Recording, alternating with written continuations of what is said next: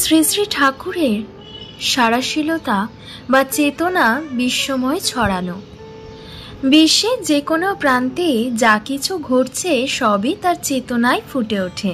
তার শিষ্য সন্তানগণ তাকে যখন আকুল হয়ে ডাকে, তিনি বাস্তবে তার সাড়া দেন, প্রতিবিধান করেন। এমন ঘটনা অসংখ্য ঘটেছে। যারা তার দীক্ষা গ্রহণ করেনি, তার মহিমার কথা শুনেছে, তারাও সংকটাপন্ন হয়ে তার সাহায্য প্রার্থনা করে সাড়া পেয়েছে। আসলে তিনি যে সবার পিতা, সবার রক্ষক।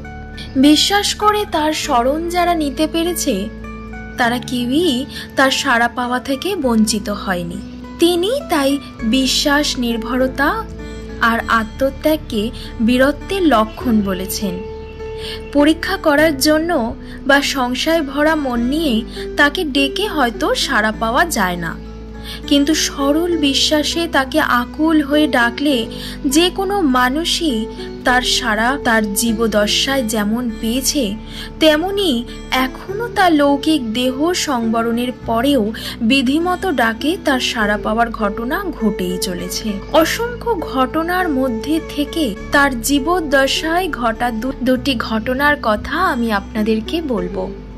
নমস্কার বন্ধুরা, ঐতিহ্যের গল্পে আপনাদের সকলকে স্বাগত জানাই। আবারও চলে এসেছি নতুন একটি পর্বে পরম প্রেমময় শ্রী শ্রী ঠাকুর অনুকূল চন্দ্রের অলৌকিক মহিমা প্রসঙ্গে ইষ্ট আলোচনা উপস্থাপন করতে।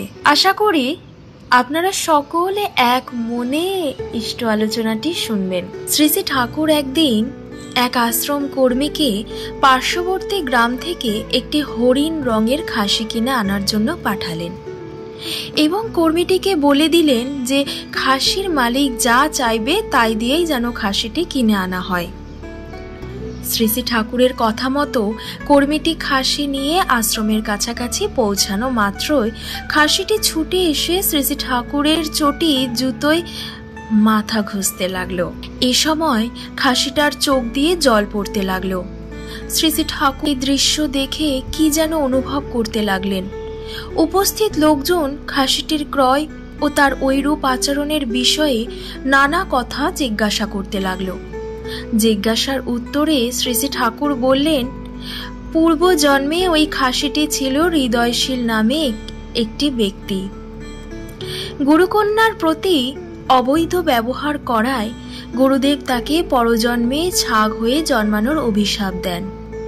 পরে হৃদয়শীল নিজ দুষ্কর্মের জন্য অনুতপ্ত হয়ে সাপ মুক্তির জন্য বিশেষভাবে চিন্তাকুল হয়ে পড়ে।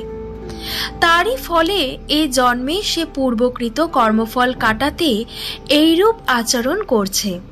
শ্রী শ্রী ঠাকুরও তাকে ক্রয় করে আনিয়ে তার পূর্ব অনুশোচনার জন্য কৃপা করছে। শ্রী শ্রী ঠাকুরও তাকে ক্রয় করে আনিয়ে তার পূর্ব অনুশোচনার জন্য কৃপা করে সাপমুক্ত হবারও ব্যবস্থা করে দিলেন।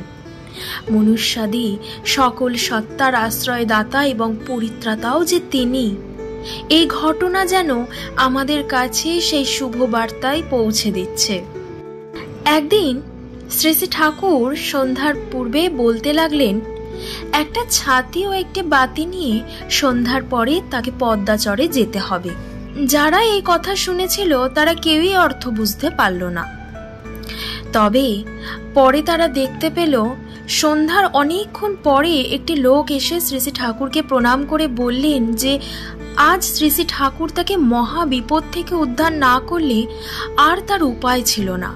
শ্রী শ্রী ঠাকুর লোকটিকে এই কথার কারণ জিজ্ঞাসা করে সবাইকে তার ছাতি বাতি নিয়ে পদ্মার চরে যাবার কারণটা শুনিয়েছিলেন।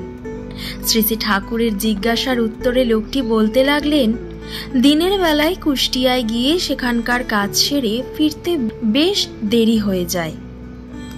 পদ্মা নদী পার হতেই বেলা শেষ হয়ে যায়। আকাশে তখন গাঢ় মেঘ জমে অন্ধকারের সৃষ্টি করেছে।